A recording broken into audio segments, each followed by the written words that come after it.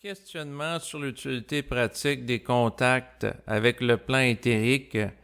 Voici la lecture d'un texte de type question-réponse et vous allez pouvoir le retrouver en cliquant sur le lien web qui figure en bas de cet enregistrement audio. Question. Si l'individu dans son rapport avec l'occulte ne peut pas forcer les forces à ce qu'il ait plus d'argent pour avoir plus d'aisance financière, s'il ne peut pas les forcer à lui donner une santé parfaite, voire des guérisons, s'il ne peut pas les forcer à l'amener à rencontrer la conjointe ou le conjoint parfait qui va répondre à ses besoins, pour les gens qui sont célibataires et plein d'autres choses pour améliorer sa condition, à quoi cela sert d'être en contact avec elle dans l'optique d'améliorer sa situation au quotidien? Réponse. Si l'individu veut forcer quelque chose qui n'est pas supporté par l'esprit, il agit en fonction de l'astral et l'illusion du libre arbitre, et cela confirme qu'il est inconscient et astralisé par la peur et l'insécurité. Cela confirme que sa conscience est voilée.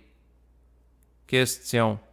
Si la personne n'est pas consciente de l'existence des forces, elle ne va pas les prendre en considération et elle va évaluer par elle-même la pertinence ou non de faire quelque chose.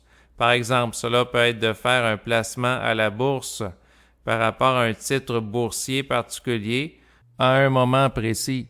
Si la personne est consciente de l'existence des forces, qu'elle ne doit pas les croire et qu'elles peuvent le désinformer de par la pensée qu'elle reçoit d'elle, donc qu'elle doit tout de même évaluer par elle-même, alors à quoi lui sert d'être consciente de leur existence au niveau pratique? Réponse.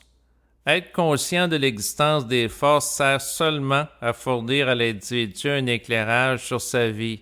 Cela ne sert pas à la régler dans le sens que l'ego le désire, alors qu'il s'avère sous influence astrale.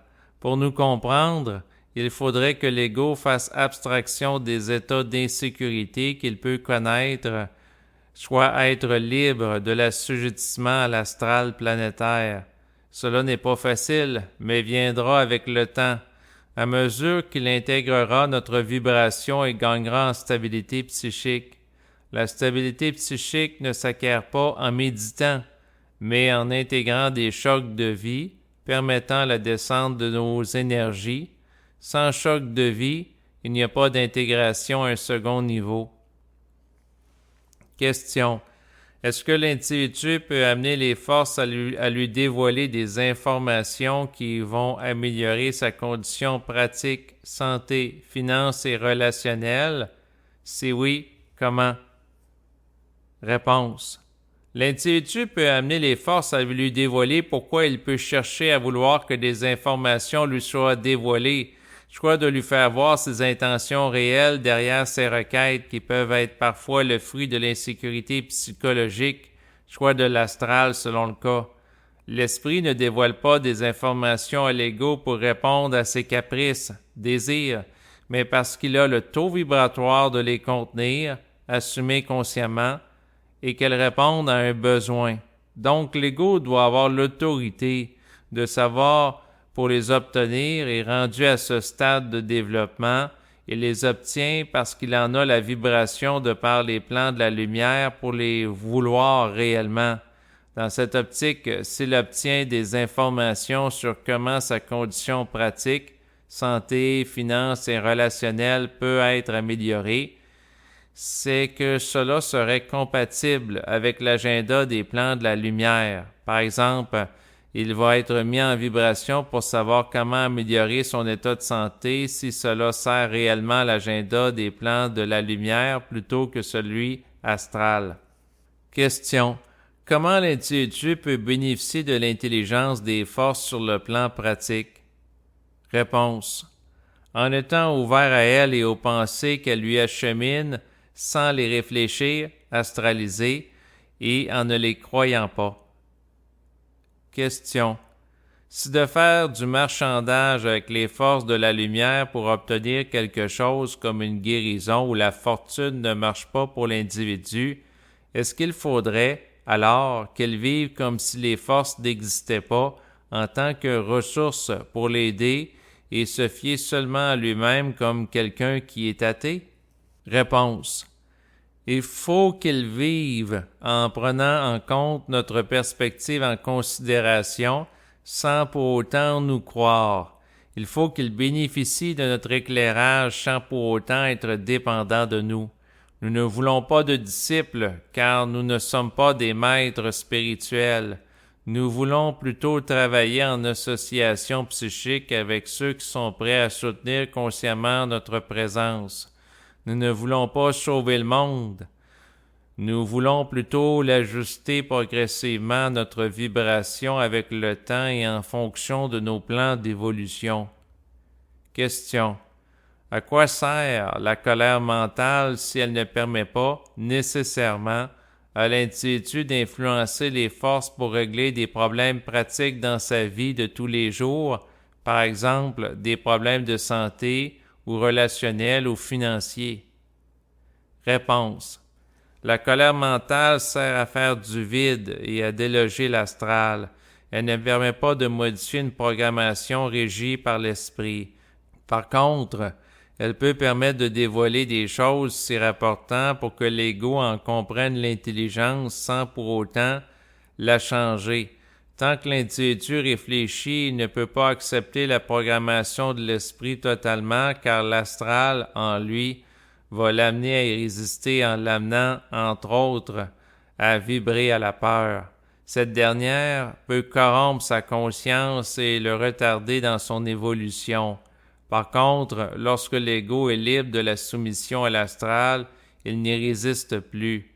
Aussi, il peut être programmé pour vivre la colère mentale en vue d'égaliser sa relation avec nous. Question. Est-ce que l'individu qui se conscientise peut amener les plans de la lumière à manipuler des gens à travers la pensée, à son avantage ou du collectif pour des motifs humanitaires, en s'appuyant sur le principe à l'effet que la pensée vient d'ailleurs? Par exemple, cela pourrait être d'amener des dirigeants à mettre fin à des mesures violant les droits et libertés de la population ou de mettre fin à un conflit entre deux pays ayant le potentiel de devenir une guerre mondiale. Réponse. Le mandat de l'individu qui se conscientise n'est pas de chercher à manipuler des gens à distance pour qu'ils s'ajustent aux lois de la vie, mais de s'ajuster à elles lorsqu'il les perçoit. Notre rôle est de manipuler les gens dont vos dirigeants pour qu'ils s'ajustent aux lois de la vie dans notre temps, qui n'est pas nécessairement le même que celui du désir de l'ego. Parfois, l'ego, par orgueil, cherche à imposer un temps qui n'est pas en harmonie avec nous. Question. Les plans de la lumière peuvent éclairer l'individu qui se conscientise, mais est-ce que celui fusionné, gagnant en puissance vibratoire, peut les éclairer de la souffrance qu'il peut vivre au quotidien et les faire souffrir avec son feu mental lors d'états de colère vibratoire, de manière à les amener à le servir et à être plus conscient et respectueux de sa condition expérimentale? Réponse. L'individu qui se conscientise peut faire souffrir les plans en relation avec l'activité de l'intelligence nouvelle en son sein, qui n'est pas le fruit de l'ego soumis à l'astral, mais celui d'un être bénéficiant de l'intelligence éthérique et qui cherche à ce que ce plan de réalité s'ajuste davantage aux réalités pratiques qu'il connaît dans son quotidien et de la souffrance qu'il peut y vivre sur le plan expérientiel. Par contre, l'individu doit réaliser que la colère mentale est initiée à la base par les plans de la lumière pour que l'ego s'ajuste à eux et non pas l'inverse. La colère mentale ne peut pas être générée par n'importe quoi et les plans de la lumière le savent.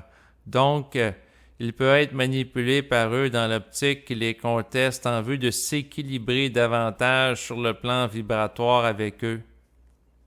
Les plans de la lumière éclairent l'individu sur ce qui se passe, mais ne règlent pas nécessairement ce qu'il perçoit comme étant des problèmes à sa place. En bénéficiant de leur éclairage, l'individu peut ensuite agir avec plus de conscience dans le quotidien. Par contre, il ne peut pas faire de sa vie ce qu'il veut, mais il en fait ce qu'il peut. Au mieux, il comprend sa vie et œuvre en souveraineté, association psychique avec les plans, et au pire, il résiste à vivre en adéquation avec eux et demeure soumis à une dictée astrale qui le fait vouloir contrôler sa vie et qui l'amène à vibrer à la peur et à être dans une prison psychologique. Le rôle des plans de la lumière n'est pas de supporter l'ego pour qu'il soit en puissance sur le plan matériel, argent, santé et couple, mais de l'éclairer sur sa condition, soit sur ce qu'il peut avoir ajusté dans sa vie et l'amener à rehausser son taux vibratoire par lui-même.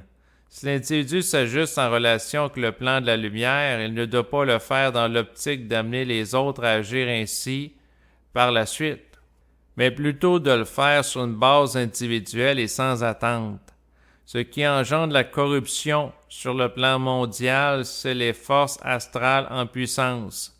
Nous ne pouvons pas précipiter la fin de leur règne, car les gens qui sont sous leur emprise n'ont pas nécessairement les corps pour contenir notre énergie. Le processus de la fusion avec nous est passé à un autre temps d'évolution psychique.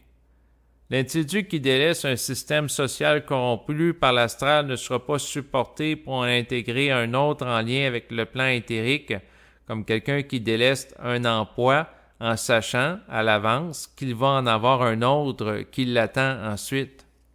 Nous ne donnons pas de garantie. Lorsqu'il a été dit que l'individu nouveau commandera la matière, c'est dans le sens que sa conscience nouvelle en association avec nous va lui permettre d'ajuster des choses. Sans cette dernière, sa parole ne générera pas la charge énergétique permettant de réaliser de la transmutation cellulaire réelle du plan physique. Par contre, cela ne sera pas dans le temps de l'ego, mais dans le temps de la réunion de nos temps, ego et esprit.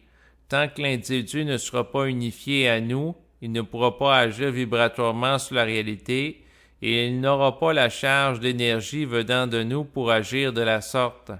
Il s'illusionnera et vivra dans l'illusion du libre arbitre. L'individu ne peut pas sortir pleinement d'un système social astral et corrompu seulement parce qu'il le veut, mais parce qu'il le peut. Si la conscience générative de l'ego n'est pas pleinement opérationnelle, même si l'ego le désire, il ne pourrait pas le faire et se maintenir dans ce mouvement à long terme pour des raisons de manque d'identité, soit d'intelligence créative pour faire face aux oppositions sociales que cela implique. C'est l'individuation réelle et la génération d'une conscience créative venant du processus de la fusion lié à l'intégration de l'énergie de l'esprit qui peut permettre une telle chose de perdurer dans le temps. Voilà ce qui termine la lecture du texte que vous allez pouvoir retrouver en cliquant sur le lien web qui figure en bas de cet enregistrement.